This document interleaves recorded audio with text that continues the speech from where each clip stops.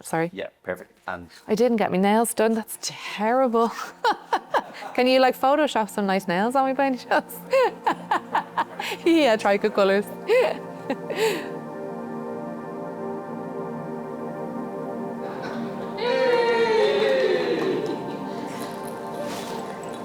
Hiya, I'm Orla, I'm 36. I'm a new mum to a little girl who is 8.5 months old now.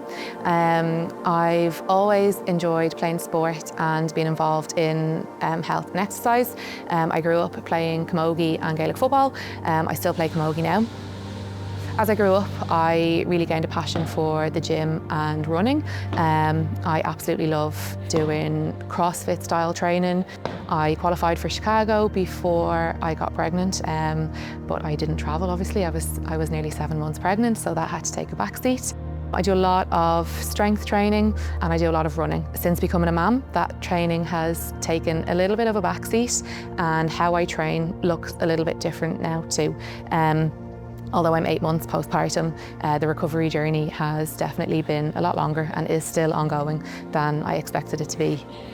I managed to keep training until I was 41 weeks pregnant in the gym, which was great. I kept my strength up quite well, but after a difficult labour and delivery, it took a little bit longer than I'd hoped to start to feel like myself again and strong.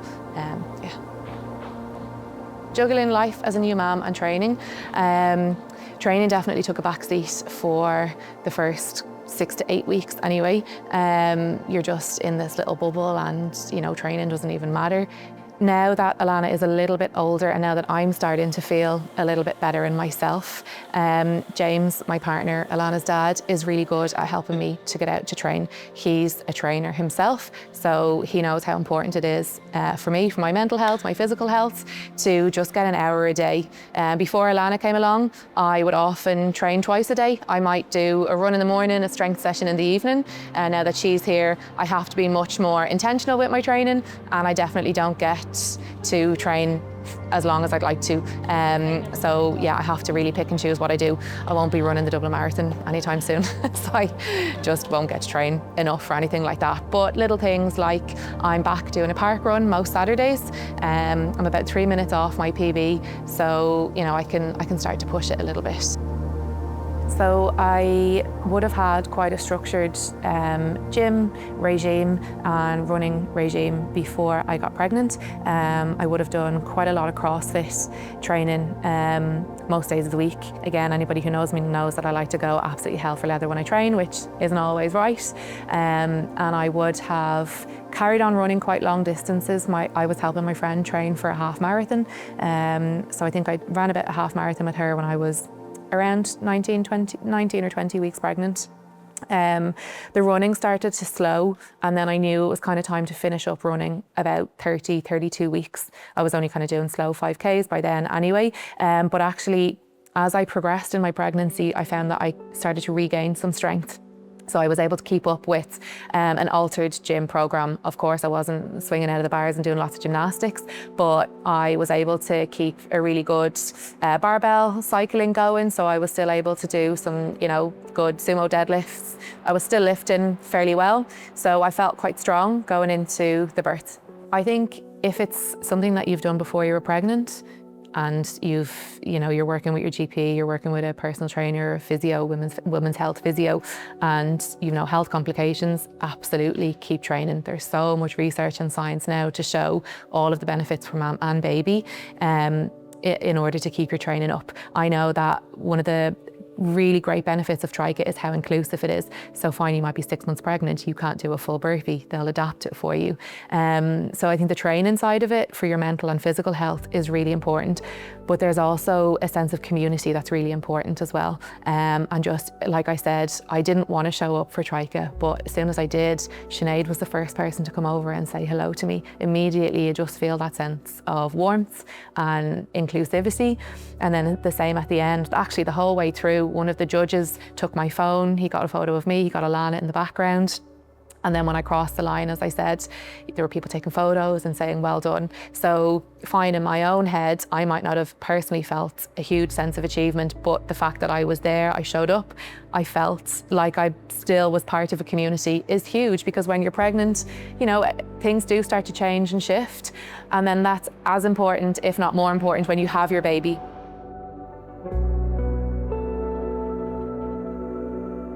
So I did TRYKA back in January. Alanna was 4.5 months old, and anybody who knows me knows that I just go all in. So I thought I'll go for it, and I did the pro singles. I knew I wasn't going to be aiming for a time. It really, for me, was just about showing up on the day and seeing what I could do. I wanted to kind of set a baseline for myself and just see how I got on. I knew the runs were going to be just a recovery for me. I was able to take it nice and slow. I liked that it was 800 meters instead of the kilometer. The hardest part for me was showing up to TRYKA, because not only did I know I obviously wasn't going to be as fit as I had been previously, but also you look different, you feel different. And that can really knock your confidence, to be honest, as a new mum.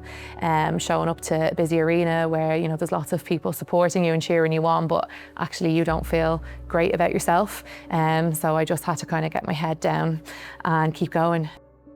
I was still wearing maternity shorts because my gym shorts didn't fit me at that stage. My running was very slow, but I knew that was going to be the case. James and Alanna were with me the whole way around, so I just kept looking to them for support if I started to feel like it wasn't going to plan or it wasn't going very well. I mean, there was no plan really, it was just get through it and enjoy it. And I really did enjoy it, and I enjoyed the sense of achievement of having completed it, but there's definitely a frustration of what you used to be like before you had a baby in comparison to what you're like now, even though I know I was still so newly postpartum. You know I'm harsh on myself, and I did feel a huge sense of achievement, like, to cross the finish line with Alanna and to hold her and just give her a big hug and kiss when we finished was just amazing. And to think that I even completed it, you know, after only having a baby 4.5 months previous, like, you know, I have to look back and I have to feel some kind of pride in that. I know that, but there'll always be a bit in my head where I think, okay, fine, but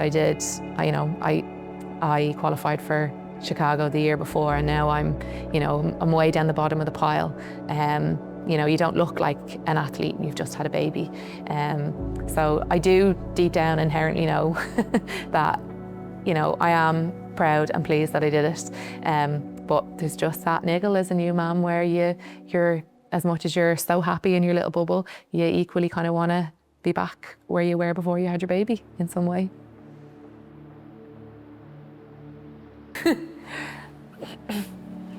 Hi. You want to sit with Dad? You're over to me, are you? That was really special when I handed her to you. That kind of made the difficult 4 months worth it, despite the lack of sleep and everything leading into it. It was amazing that you managed to finish it for that kind of preparation. For me, getting back into the gym after I'd had a checkup with like women's health physio, I was able just to come in and slowly, you know, work on obviously my pelvic floor and my core, start to regain my glutes and do a very gentle strength program.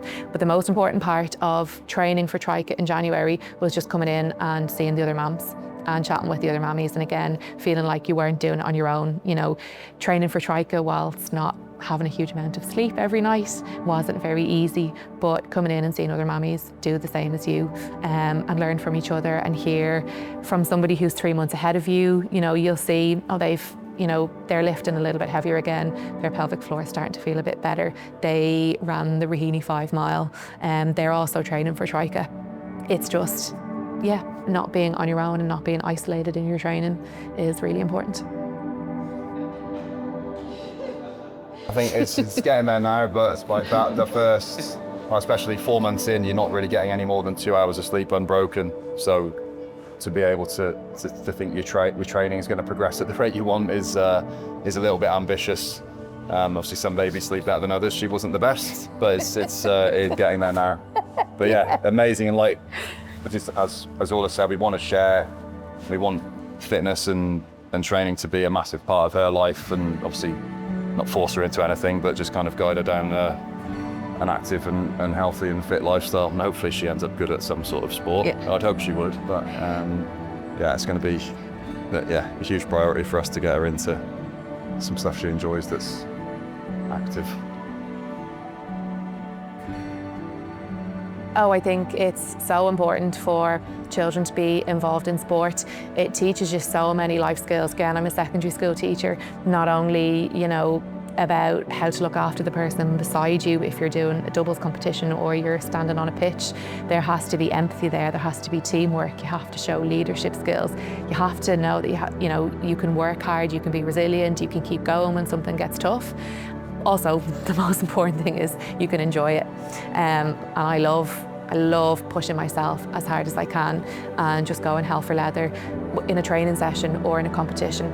So yeah, I really hope that Alanna will just see the type of training that I do and the type of training that James does, and she'll naturally want to be involved. She'll just naturally start to take part. So, you know, sport and health and fitness is a huge part of our lives, and I hope that it naturally becomes a huge part of Alanna's life as well, because she just sees that it's how we live, it's what we enjoy, it's how we socialise, it's how we are part of a community.